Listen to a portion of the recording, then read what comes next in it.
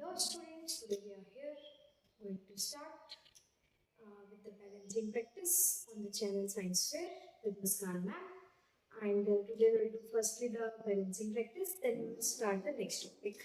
So here is the balancing topic starts with the most important crucial reaction of the NCERT given.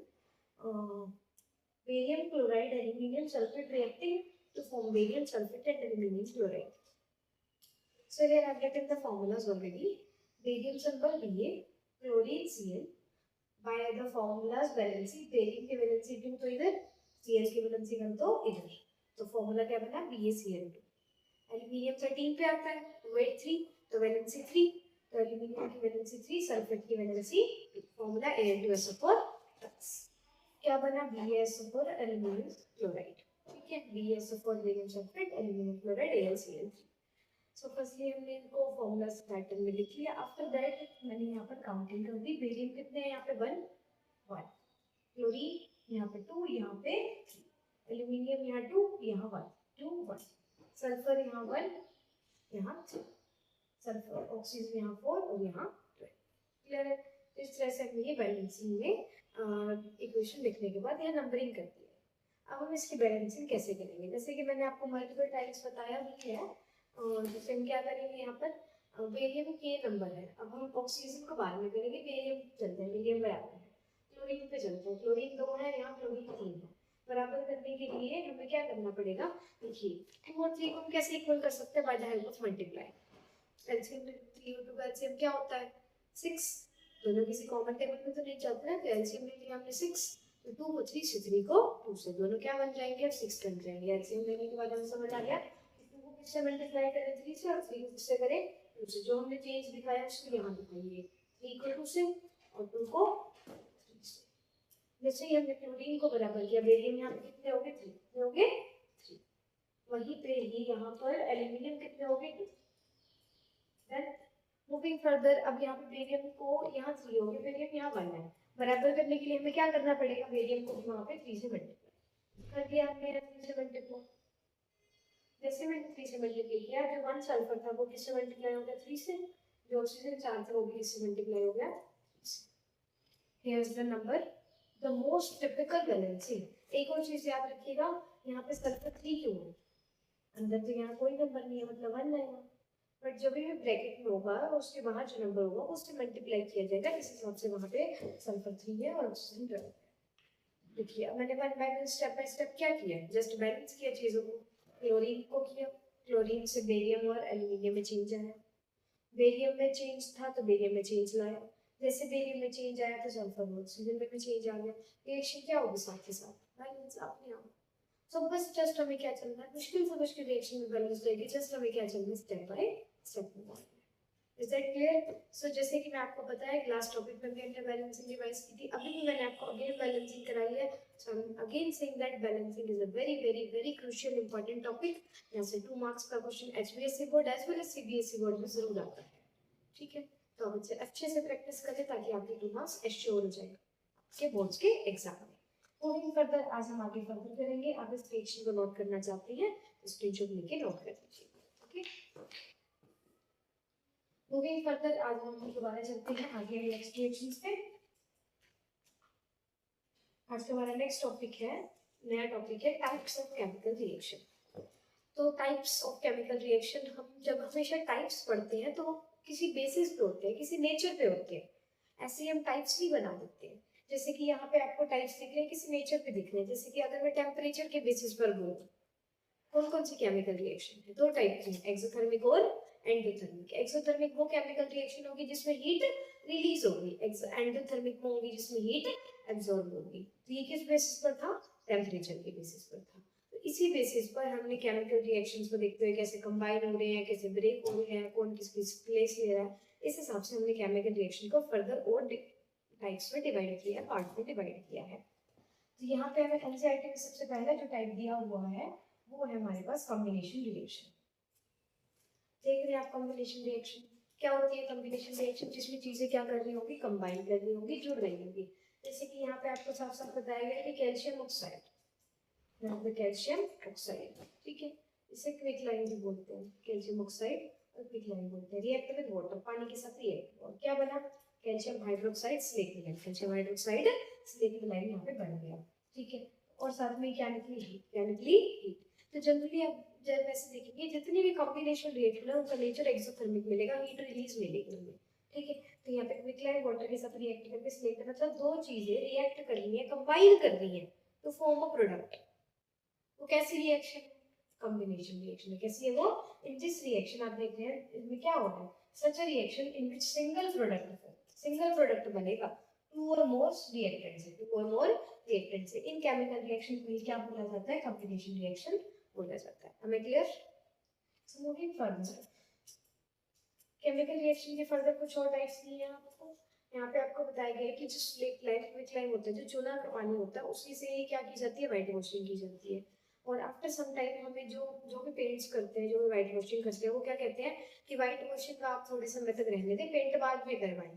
क्यों, क्योंकि वो जो क्विकलाइन होती है, जो कैल्शियम हाइड्रोक्साइड होता है, वो हवा में प्रेजेंट CO2 के साथ रिएक्ट करके क्या बनाता है, कैल्शियम कार्बोनेट, जो कि और दीवारों पे कैसी अपीयरेंस देगी, व्हाइटिश और शाइनी अपीयरेंस देगी। किसकी वजह से, कैल्शियम कार्बोनेट के बनने की वजह से। बट वहीं पर अगर हम साथ साथ पेंट करवा लेंगे तो व्हाइटिश को शाइनी अपीयरेंस को शाइनी बेस पेंट के लिए सेट नहीं होगा, ठीक है। मूविंग फर्दर आपको कुछ और केमिकल रिएक्शंस भी है कॉम्बिनेशन की, और साथ ही साथ एक्सिट की। जैसे यहाँ पे दिए carbon combine with oxygen to form CO2, carbon oxygen के साथ जुड़ के क्या बना रहा है, कार्बन डाइऑक्साइड गैस बना रहा है। ये कैसी रिएक्शन है, एक्सोथर्मिक भी है, और साथ ही साथ इसमें दो चीजें कंबाइन करके क्या बना रही है, सिंगल प्रोडक्ट। H2O को कंबाइन करके क्या बना रहे हैं, वाटर बना रहे हैं। कैसी रिएक्शन है, कॉम्बिनेशन रिएक्शन है। मूविंग फर्दर आपको दिया है कुछ और exothermic reactions, burning of natural gas. Natural gas मतलब कि जो मीथेन गैस होती है, जो पेट्रोल में भी होती है, CH4 होती है, इसको बर्न करते हैं, उसमें CO2 वाटर हीट निकलती है। तो बर्निंग, जितने भी आप बर्निंग रिएक्शन देखोगे उसमें CO2 जरूर निकलती है, और साथ ही साथ हीट भी प्रोड्यूस होती है। रेस्पिरेशन भी एक्सोथर्मिक इन नेचर है। यहाँ साफ साफ बताया कि जब हम खाना क्यों खा रहे हैं, एनर्जी के लिए। तो जो खाना होता है, जो हम खाते हैं, सिंपल सब्सटेंस में पहले से टूट जाता है, ठीक है। सिंपल सब्सटेंस में टूटने के बाद जो ग्लूकोज होती है वो किसके साथ कंबाइन करती है, ऑक्सीजन के साथ, और फिर हमें वो क्या प्रोवाइड करती है, हमारे सेल्स में एनर्जी प्रोवाइड करती है अलग अलग वाइटल लाइफ प्रोसेस के लिए। इस तरह से साथ ही साथ हीट एनर्जी भी रिलीज होती है। इस तरह से रेस्पिरेशन को भी एक्सोथर्मिक इन नेचर कहा गया है। इसका क्वेश्चन जरूर आता है HPSC में श्योर, ठीक है। Revise that importantly, why respiration is exothermic in nature, because respiration की रिएक्शन के दौरान जब ग्लूकोज ऑक्सीजन से कंबाइन करेगा, साथ ही साथ क्या प्रोड्यूस होती है, एनर्जी के साथ हीट एनर्जी भी प्रोड्यूस होती है। मूविंग फर्दर, एक डिकम्पोजिशन ऑफ वेजिटेबल मैटर, खाद के बनने की प्रक्रिया में क्या है, एक्सोथर्मिक इन नेचर है। यहाँ पे दिया है आपको decomposition of vegetable matter in decomposed is also exothermic in nature, ये याद रखना। नेक्स्ट है हमारे पास डिकम्पोजिशन रिएक्शन, चीजों को तोड़ना, मतलब यहाँ पे वन सब्सटेंस टूट के दो या दो से ज्यादा प्रोडक्ट बनाएगा। Such a reaction in which one reactant decompose to form two or more products, दो या दो से ज्यादा प्रोडक्ट्स बनेंगे तो वो कैसी रिएक्शन होगी, डिकम्पोजिशन रिएक्शन। यहाँ पे आपको कुछ एग्जांपल्स दिए हैं, जैसे यहाँ पे दिया आपको फेरस सल्फेट। फेरस का मतलब होता है, क्लास याद रखिएगा, कि आयरन की जो वैलेंसी है वो क्या है, 2 पॉजिटिव। वैसे जनरली आयरन की वैलेंसी 2 पॉजिटिव भी होती है, 3 पॉजिटिव भी होती है, तो फेरस का मतलब 2 पॉजिटिव होती है, ठीक है। तो ये हमने डिकम्पोज करे with the help of heat, heat देके तोड़ा हमने इसको, ये थर्मल डिकम्पोजिशन है। कैसे डिकम्पोजिशन है, थर्मल डिकम्पोजिशन। हीट देके तोड़ा तो क्या बना, फेरिक ऑक्साइड। अब फेरिक में क्या होता है, आयरन की वैलेंसी 3 पॉजिटिव, ठीक है। सल्फर डाइऑक्साइड, सल्फर ट्राइऑक्साइड, और यहाँ पे जो गैसेस निकली है उनकी स्मेल कैसी होती है, आपको याद रखनी है, रोटन एक्समेल, पंजेंट स्मेल, बहुत ही बुरी स्मेल होती है। इससे हमें पता चल जाता है कि हाँ कौन सी गैस निकली है, सल्फर डाइऑक्साइड या sulphur trioxide gas. Moving further आपको एक और एग्जांपल दिया लाइमस्टोन का, इसको भी हीट देके तोड़ा जाता है, क्या बनता है, कैल्शियम ऑक्साइड बनता है और कार्बन डाइऑक्साइड बनता है। कैल्शियम ऑक्साइड मतलब क्विकलाइन की फॉर्मेशन होती है, इसको भी हीट देके तोड़ा जाता है। कार्बन डाइऑक्साइड का टेस्ट वही है, रिएक्शन क्विकलाइन टू फॉर्म्स वाइटी अपीयरेंस, वाइटिश अपीयरेंस देने के लिए ये होता है, क्लियर है। मूविंग फर्दर हमें और केमिकल रिएक्शन के एग्जांपल दिए हैं। एक और रिएक्शन आपको याद रखनी है, नाइट्रेट। यहाँ पे लेड नाइट्रेट को डिकम्पोज किया गया, लेड नाइट्रेट को डिकम्पोज किया गया और क्या बना, लेड ऑक्साइड और नाइट्रोजन डाइऑक्साइड। जब ये गैस बनती है तो कैसे फ्यूम्स होते हैं, ब्राउन कलर की फ्यूम्स देखने को मिलते हैं। तो ये तीनों टेस्ट आपको याद रखने हैं, सल्फर डाइऑक्साइड पंजेंट स्मेल और trioxide pungent smell. Carbon dioxide reaction with quicklime to form whitish appearance of calcium carbonate, और फायर एक्सटिंग्विशर का काम भी करती है। और नाइट्रेट जब डिकम्पोज होगा तो नाइट्रोजन डाइऑक्साइड कैसा फ्यूम्स देगी, ब्राउन कलर के फ्यूम्स देगी, ब्राउन कलर के गैस देगी। मूविंग फर्दर, यहाँ पे आपको एक डिकम्पोजिशन दिखाया, इलेक्ट्रो डिकम्पोजिशन। इलेक्ट्रो डिकम्पोजिशन मतलब जिसमें हम किसको ब्रेक डाउन करते हैं क्लास, वाटर को डिकम्पोज करेंगे हम यहाँ पर। तो यहाँ पे हमने वाटर लिया है, ये दोनों नोड को कनेक्ट किया है हमने बैटरी से, एक साइड पॉजिटिव एक side negative terminal. Positive terminal anode कहलाता है, नेगेटिव टर्मिनल कैथोड कहलाता है। देखिए पॉजिटिव है, पॉजिटिव पे कौन आएगा, नेगेटिव आएगा, मतलब वो नेगेटिव आएगा। ठीक है, कैथोड पे कौन आएगा, मतलब नेगेटिव है, मतलब कौन आएगा, हाइड्रोजन पॉजिटिव आएगा। तो यहाँ पे हाइड्रोजन पॉजिटिव आएगा, और यहाँ पे कौन सी गैस बनेगी, ऑक्सीजन नेगेटिव से ऑक्सीजन गैस, और यहाँ पे कौन सी गैस बनेगी, हाइड्रोजन। क्लियर है? तो आपको याद रखनी है कैथोड पे हाइड्रोजन गैस, एनोड पे ऑक्सीजन गैस रिलीज हो रही है, जैसे कि आपको ऊपर भी दिखाया। ठीक है, डायरेक्ट ऑक्सीजन और हाइड्रोजन पानी को डिकम्पोज करने से। अब इसमें एक वॉल्यूम का बताया जाता है कि जैसे आप वाटर है, वाटर को डिकम्पोज कर रहे हो, क्या बन रही है, हाइड्रोजन गैस और ऑक्सीजन गैस बन रही है। तो जब इसको आप डिकम्पोज करते हैं, बैलेंस करते हैं, बैलेंस करेंगे तो आपको दिखेगा 2 और 2। तो यहाँ पे जब 2 पानी की वॉल्यूम डिकम्पोज करेंगे तो हाइड्रोजन की वॉल्यूम ऑक्सीजन की वॉल्यूम से डबल। ठीक है, यहाँ पे क्लैरिफाई हो जाता है कि हाइड्रोजन की वॉल्यूम ऑक्सीजन की वॉल्यूम से डबल है, मतलब इनकी वॉल्यूम का रेशियो होता है 2:1। ठीक है, ये आपको याद रखना है। मूविंग फर्दर, हम आगे चलते हैं। यहाँ पे आपको दिखाया है फोटो डिकम्पोजिशन। फोटो डिकम्पोजिशन का मतलब होता है कि सनलाइट से डिकम्पोज होता है। सनलाइट से डिकम्पोज होने में क्या होता है, जैसे यहाँ पे ये AgCl है, इसको हमने किससे तोड़ा, सनलाइट से तोड़ा। सनलाइट जैसे सिल्वर क्लोराइड को सनलाइट मिलेगी, सिल्वर अलग हो जाएगा, क्लोरीन गैस अलग हो जाएगी। क्लास एक और आपको रिएक्शन दिखाई है, सिल्वर ब्रोमाइड को डार्क बॉटल्स में रखते हैं। क्वेश्चन आएगा आपके पास, तो आप क्यों कहोगे क्यों डार्क बॉटल्स में रखते हैं, क्योंकि ये सनलाइट को जैसे ही मिलेगी, ट्रांसपेरेंट बॉटल सनलाइट जाएगी अंदर तो वो डिकम्पोज हो जाएगा और सिल्वर ब्रोमाइड स्टोर नहीं हो पाएगा, इसीलिए हम इसको डार्क बॉटल्स में रखते हैं। नेक्स्ट है हमारे पास डिस्प्लेसमेंट रिएक्शन और double displacement reaction. Very easy displacement reaction. Third chapter में आप इसकी रिएक्टिविटी सीरीज भी देखेंगे। यहाँ पे आपको एक बात बोली जाएगी कि एक एलिमेंट दूसरे एलिमेंट की जगह लेगा, हमें कैसे पता चलेगा कौन सा एलिमेंट किसकी जगह लेगा, जैसे कि आपको मैप समझा रही है। यहाँ पर ध्यान से देखिए आप, यहाँ पे इस रिएक्शन में आपको बताएगा कि आपने क्या लिया, कॉपर सल्फेट, कौन से कलर का, ब्लू कलर। रिएक्शन किससे कराई आपने, आयरन से। किससे कराई, आयरन से। याद रखेंगे कॉपर का सिंबल चाहिए, सल्फेट SO और आयरन Fe। रिएक्शन जैसे ही होगी प्रोसीड, आयरन किसकी जगह ले लेगा, आयरन सल्फेट, और साथ में कॉपर डिपॉजिट हो जाएगा आयरन मेल के ऊपर। कॉपर किस पे डिपॉजिट हो जाएगा, आयरन मेल पे डिपॉजिट हो जाएगा। आयरन सल्फेट का कलर कैसा होता है, ग्रीन। इसका कलर कैसा होता है, ग्रीन। तो अब यहाँ पे ये ब्लू से ग्रीन हो गया, क्यों, क्योंकि आयरन ने इसकी जगह ले ली थी। यही रिएक्शन क्या कहलाती है, डिस्प्लेसमेंट रिएक्शन कहलाती है, जिसमें मोर रिएक्टिव एलिमेंट, ये more reactive element less reactive element की उसके कंपाउंड में से जगह ले लेगा और नया कंपाउंड बना देगा। वही रिएक्शन क्या कहलाती है, डिस्प्लेसमेंट रिएक्शन कहलाती है। I think I clear about the displacement reaction कि इसमें मोर रिएक्टिव एलिमेंट होता है, लेस रिएक्टिव की जगह ले लेता है। मोर रिएक्टिव कौन सा है, लेस रिएक्टिव कौन सा है, इसकी एक सीरीज होगी जो आपको थर्ड चैप्टर में कराई जाएगी। ठीक है, मूविंग फर्दर। अदरवाइज आपको जब कोर्डोवा में सीरीज दी है आपको, उसमें से भी करा। Okay, so here displacement reaction है, ये ब्लू से ग्रीन हो गया। ये रिएक्शन दिखाई है आपको, कुछ अदर रिएक्शन भी दिखाई है, और साथ में बताया कि जिंक और लेड भी कॉपर से ज्यादा रिएक्टिव होते हैं। जिंक की कराई, लेड की भी कराई, तो कॉपर से ज्यादा रिएक्टिव होते हैं, पता चला। नेक्स्ट है डबल डिस्प्लेसमेंट। इसमें क्या होता है कि एक्सचेंज होता है आयंस का और नए नए नए कंपाउंड बन जाते हैं। Na Ba की जगह लेगा, Ba Na की जगह लेगा, तो इससे हमारे पास क्या बन जाएंगे, नए कंपाउंड, बेरियम सल्फेट और NaCl। अब जो बेरियम सल्फेट होता है वो व्हाइट कलर का PPT बनता है। मतलब जनरली डबल डिस्प्लेसमेंट, बहुत सारे डबल डिस्प्लेसमेंट रिएक्शन में प्रेसिपिटेट फॉर्मेशन होता है, इनसॉल्युबल कंपाउंड का फॉर्मेशन होता है। इसीलिए डबल डिस्प्लेसमेंट रिएक्शंस को डिफाइन किया जाता है as a precipitation reactions, means formation of a insoluble substance.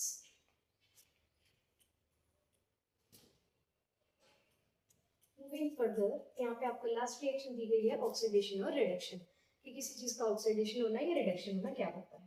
तो ध्यान से समझिए, ऑक्सीडेशन मतलब ऑक्सीजन का ऐड होना, ठीक है, हाइड्रोजन का रिमूव होना, ऑक्सीजन का ऐड होना, हाइड्रोजन का रिमूव होना। रिडक्शन में अपोजिट कर दो, ऑक्सीजन का रिमूव होना और वहीं पे हाइड्रोजन का। ठीक है, ये जो रिएक्शंस है वो क्या है, ऑक्सीडेशन और रिडक्शन की डेफिनेशंस है।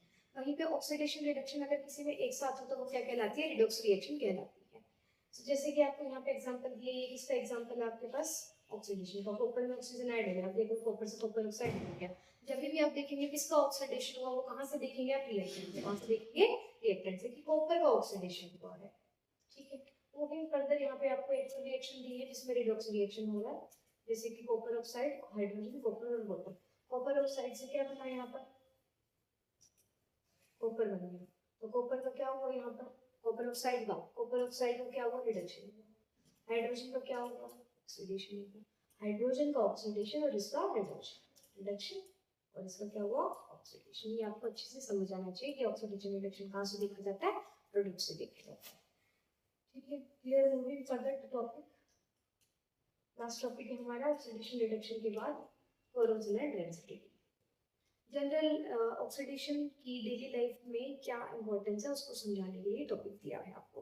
तो कोरोजन क्या होता है, ध्यान से समझेंगे। अगर आपको वीडियो अच्छी समझ आ रही है, चैनल को सब्सक्राइब करेंगे, वीडियोस को लाइक करेंगे।